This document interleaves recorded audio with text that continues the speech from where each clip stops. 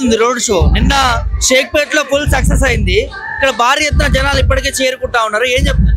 ఇప్పుడు దీనికి Jubilee hills గెలుపు కన్ఫామ్ అయిపోయింది. మెజారిటీ ఎంత తేలాల్సి ఉంది.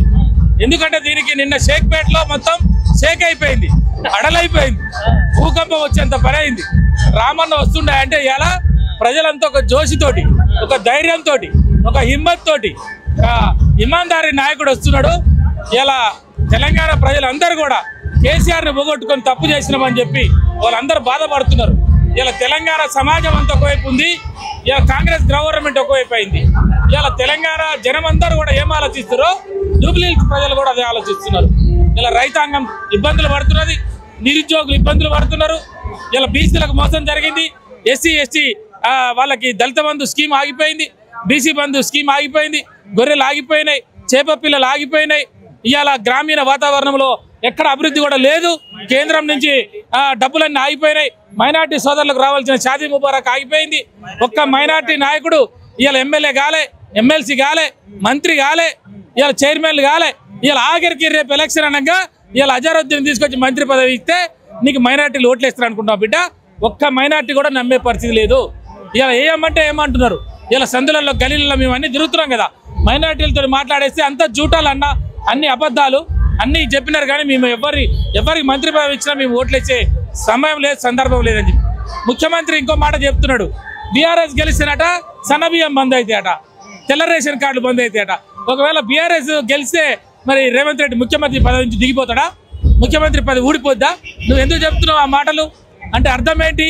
అంటే నువ్వు ఓడిపోతే నీ ప్రభుత్వం ఉండదని నువ్వే చెప్తున్నావు, బీఆర్ఎస్ ప్రభుత్వం వస్తుందని చెప్తున్నావా? ఏమిటి మాట్లాడుతున్నావు ఈ జూటా మాటలు, ఈ అబద్ధాల మాటలు?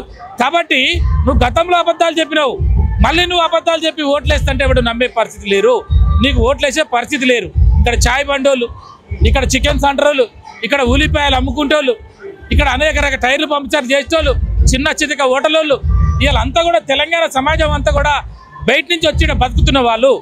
ఇలా వాళ్ళందరికీ అర్థమైపోయింది తెలంగాణలో ఆగమైపోయింది, భూముల ధరలు తగ్గిపోయినాయి, హైదరాబాద్ రియల్ ఎస్టేట్ మొత్తం కూడా పడకెక్కింది. ఇలా కాంట్రాక్టర్లు ఆత్మహత్యలు చేసుకున్న పరిస్థితులు వచ్చాయి. రియల్ ఎస్టేట్ ఎక్కడ లేదు, భూములు కొన్న వాళ్ళు మిత్తిలు గడలేక ఇబ్బంది పడుతున్నారు. కాబట్టి ఈ దరిద్రపు కొట్టు పాలన పోతే, ఈ కాంగ్రెస్ అనే రాక్షస పాలన అంతమైపోతే ఇవాళ మళ్ళీ మంచి రోజులు వస్తాయని చెప్పి ఆలోచిస్తున్నారు. కాబట్టి ఇవాళ ఏ ఎలక్షన్ కానీ, జూబ్లీ ఎలక్షన్ కానీ, రేపు ఉప ఎలక్షన్ కానీ, రేపు రాబోయే జనరల్ ఎలక్షన్ కానీ ఇవాళ కేసీఆర్ గారి నాయకత్వంలో గులాబీ జెండాకు ఓటేయాలని చెప్పి ప్రజలందరూ కూడా సిద్ధపడతా ఉన్నారు. అందుకే ఇంత పెద్ద ఎత్తున జనం ఇడికి వస్తున్నారు. బ్రహ్మాండంగా రేపు జూబ్లీ హిల్స్ లో మినిమం 30 నుంచి 40 వేల మెజార్టీతో గెలవబోతున్నాం. మరికొంతమంది నాయకులు కూడా ఉన్నారు, మాట్లాడే ప్రయత్నం చేద్దాం. చెప్పండి అన్న, ఏంటి ఇంత భారీ జోషు రాయమందర్ లో కనిపిస్తా ఉందండి? నా రేవంత్ రెడ్డి కంటే ఇవాళ కేటీఆర్ మీటింగ్ ఎక్కువ వస్తున్నారు. 100% వస్తారు. 100% ప్రజలు చూశారు కదా, మేము చేసినటువంటి బీఆర్ఎస్ పార్టీ చేసిన 10 ఏళ్ల పాలనలో సంక్షేమం అభివృద్ధి ఏ బేస్ లో వచ్చినాయో వీళ్ళు 22 కాలం నరకం చూపిస్తున్నారు ప్రజల్ని. అందుకే ప్రజల ఆలోచనలు వచ్చారు. అందుకని చెప్పి ఇంత క్రౌడ్ స్వచ్ఛందంగా వస్తున్నారు. ప్రజలు వాళ్ళ పార్టీలకి దించి చొరపించి పిలుచుకుంటున్నారు. మా దగ్గర స్వచ్ఛందంగా వస్తున్నాడు. కేసీఆర్ గారి మీద అభిమానంతో, గులాబీ కావడం మీద అభిమానంతో స్వచ్ఛందంగా వస్తా ఉన్నారు పబ్లిక్. రేవంత్ రెడ్డి మాట్లాడిన కానీ ఎట్లా చూస్తారా మాటలు? రేవంత్ ఆయన ముఖ్యమంత్రి లేకపోతే కార్పొరేటరా లేకపోతే సర్పంచ్ అర్థమవుతుంది. ప్రజల్ని రేషన్ కార్డులు ఆపేస్తా, బియ్యం ఆపేస్తా, అది ఆహార భద్రత యొక్క సంక్షేమం దాని కింద వాళ్ళ హక్కు, అది ప్రజల హక్కు. నువ్వు ఎవరు ఆపడానికి? రేషన్ కార్డు ఆపడానికి, రేషన్ కార్డు ఇవ్వడం, గరీబోళ్ళకి దారిద్ర్య దిగువలో ఇవ్వడం మాత్రమే ప్రస్తుత ప్రభుత్వం బాధ్యత. రేషన్ కార్డు ఆపుతా, సన్న బియ్యం ఆపుతా, బ్లాక్ మెయిల్ చేస్తున్నావా లేకపోతే రాష్ట్రాన్ని సంలాయిస్తున్నావా? ఏం చేస్తున్నట్టు రేవంత్ రెడ్డి? ఇష్టం వచ్చినప్పుడు ఇస్తా, ఇష్టం కూడా చేస్తా. ఆ రేషన్ కార్డు కూడా కాంగ్రెస్ వీళ్ళ కార్యకర్తలు 14,000 3,000 తీసుకొని వాళ్ళు కమిషన్ తీసుకొని ఇస్తా ఉన్నారు. ఫ్రీగా ఇస్తలేరు, ప్రజలు చూస్తా ఉన్నారు. గ్రౌండ్ లో ఎవరు రేషన్ కార్డు తీసుకో వాళ్ళకి తెలుసు. ఏ హోప్తో గెలుస్తావు నువ్వు?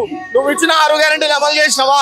నువ్వు ఇచ్చిన 425 గ్యారెంటీ హామీలు అమలు చేసినావా? ఏం చేసినావు? నువ్వు అమలు చేసిన ఒకటే ఫ్రీ బస్సు. రోజు యుద్ధాలు అవుతున్నాయి, రోజు యుద్ధాలు. జనాలు పట్టుకొని కొట్టుకుంటారు.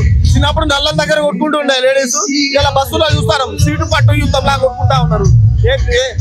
అమలు చేసిన ఒక్క పథకం కూడా నాశనం అయిపోయింది. ఎట్లా గెలుస్తావు? ఎరువులో గెలుస్తావు? సంక్షేమం చేసినావా? అభివృద్ధి చేసినావా? ఒక్కడికి గ్యాస్ ఇచ్చినా అని చెప్పి నేను అన్నాడు. ఎవరికి వచ్చింది చూపించండి గ్యాస్. ఒకరి సన్న బియ్యం అన్నాడు, దొడ్డు బియ్యంని అక్కడ రైస్ మిల్కి పంపించి దాన్ని పాలిష్ చెప్తే సన్న చెప్తే ఇస్తున్నాడు. అన్నం వండితే మళ్ళీ అదే దొడ్డు బియ్యం, అది ప్రజల్ని పిచ్చోళ్ళు చేస్తున్నాడు. అధికారం అదేమాట ఓడెక్కినా ఓడమల్లనా ఓడ దిగినా ఉంటుంది కదా, అదే విధంగా అధికారంలోకి వచ్చిండు రాగానే కథ అయిందో చూపిస్తా ఉన్నాడు. ఎట్లా ఉండబోతుంది షో, రోడ్ షో? 100% సక్సెస్, గెలుపు మాది గ్యారంటీ, సవాలే లేదు. బట్ కాబట్టి మెజార్టీతో గెలవాలని చెప్పేసి మేము యాత్రలు చేస్తా ఉన్నాం, తప్ప ఏం లేదు. జనం కూడా భారీగా వస్తున్నట్టున్నారు. 100% వస్తా ఉన్నారు, స్వచ్ఛందంగా వస్తున్నారు చెప్తా ఉన్నాం కదా. ప్రజలు ఇక్కడ మీటింగ్ ఉంది, ఇక్కడ లొకేషన్ కదా, నాకే పొద్దున 100 ఫోన్లు వచ్చినాయి. ఇట్లా నాలంటే ఎంతమందికి రావచ్చు ఇట్లా ఫోన్లు? స్వచ్ఛందంగా ప్రజలు వస్తున్నారు, ఆలోచన చేస్తున్నారు ప్రజలు. అరే గతంలో ఎంత బాగుండే, ఇప్పుడు ఇంత నాశనం అయిపోయింది. ప్రజలు ఆలోచిస్తా ఉన్నారు, ప్రజలకు మార్పు రావాలి. వాళ్ళు అప్పుడు మార్పు ఏదైతే దొంగ మార్పు అని చెప్పి ఈ మార్పు తీసుకొచ్చినా ఇప్పుడు అర్థమవుతుంది ప్రజలకు అసలైన మార్పు ఏందన్నది. देखिए अभी जो है जुबली हिल्स के इंतखाबात में हम लोग यहाँ पर मौजूद हैं। सुनीता मैडम को जो है कि एर्रागड्डा, बोराबंडा हो, श्री रामनगर हो, शेखपेट हो, अल्हम्दुलिल्लाह हम लीड ले रहे हैं। क्योंकि आप देखिए कांग्रेस गवर्नमेंट गुज़िस्ता 50 सालों में जो नहीं कर पाई थी, तेलंगाना हुकूमत जो है कि 10 सालों में आप जाके देखिए हाईटेक सिटी जो है कि दुबई बन गया। तो उस तरीके से सारी आवाम को मालूम है डेवलपमेंट केसीआर साहब का, केटीआर साहब का और हरीश राव साहब का क्या कारनामा है। तो उस बिना पर जो है कि माखंडी गोपीनाथ साहब का इंतकाल होने के बाद टीआरएस की तरफ से माखंडी सुनीता मैडम को टिकट दिया गया हुआ है। उस बिना पर हम लोग कैनवसिंग कर रहे हैं हर घर को, जहां भी हम जा रहे हैं। तो सबसे पहले यही सवाल आ रहा है कि 2 साल में जो है कि हमारे कारोबार सत्यानाश हो गए। और रही बात सीएम साहब की जो जितने भी जो है आप जो है मुद्दे बताए थे, जितने भी जो भी आपका मैनिफेस्टो था, तमाम मैनिफेस्टो में आप फेल हो चुके हैं। आप जो है कि शादी मुबारक स्कीम में सोना देते बोले थे, सोना जाके सोने भी नहीं दे रहे हो। दूसरी चीज आप जो है कि पेंशन बढ़ाते बोले थे, पेंशन भी आप नहीं बढ़ा सके।